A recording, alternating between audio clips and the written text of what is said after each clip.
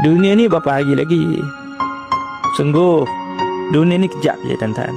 Kalau tuan-tuan susah dengan kemiskinan, kalau tuan-tuan sakit dengan gaul, sakit dengan kecil manis, darah tinggi, asma, batuk, semua, suka saya nak sebut tentang dunia ni. Sakit, susah, sekejap je. Sakit, susah, sikit je. Tidak ada kesusahan yang lebih besar daripada kesusahan akhirat.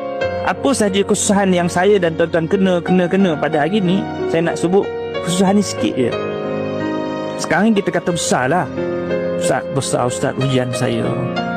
Besar Ustaz. Sepanjang saya hidup, saya tak pernah ujian sebesar ni. Sekarang ni kita kata ujian kita besar. Tapi besok bila mana kita mati, Allah celupkan kita masuk dalam syurga. Bila tanya tentang macam mana kesusahan di dunia, tak ada apa. Sikit. Ini tuan-tuan.